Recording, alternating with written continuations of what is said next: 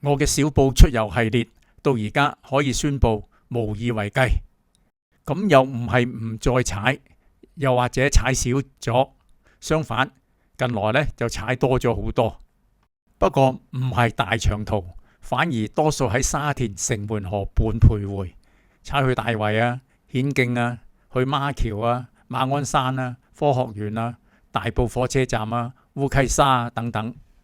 諗翻轉頭啊，小步單車 Brompton 啊嘅設計原本就係嘅意念就係城市單車嚟，喺城市當中穿梭，作為返工啊、放工啊、購物啊、消閒啊嘅用途。咁我依家咪係咯，我好懷疑自己啊，遲啲會開個共享單車 app。所以話小步再唔係出遊，而踩單車變咗，最有可能係變咗日常嘅活動。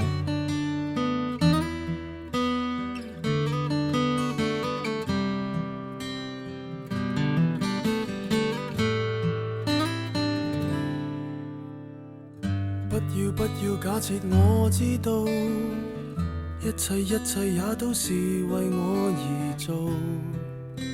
為何這麼偉大，如此感覺不到？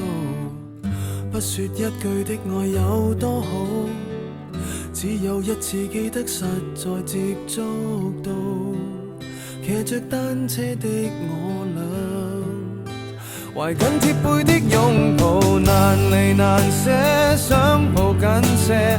茫茫人生好像荒野，如孩兒能伏於爸爸的肩膊，誰要下車？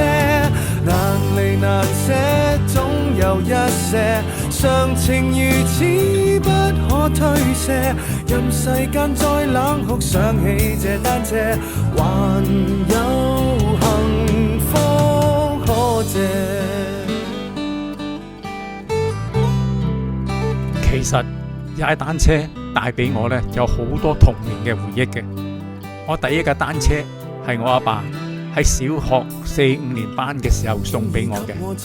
當時我哋係住喺鯉魚門嘅，有咗架私家車，所以我好快呢就學識踩單車噶啦。試想下，當時鯉魚門係一個小漁村嚟嘅啫，能夠擁有一架單車喺朋友盤中都咪話威威啊！不便讓我知道，懷念單車給你我，唯一有過的擁抱，難離難捨，想抱緊些。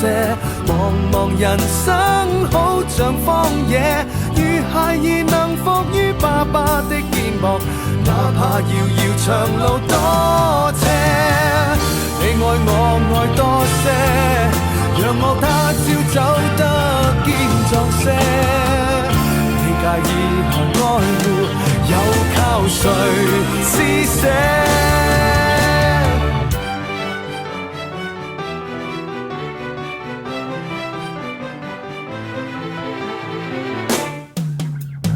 難離難捨，想抱緊些。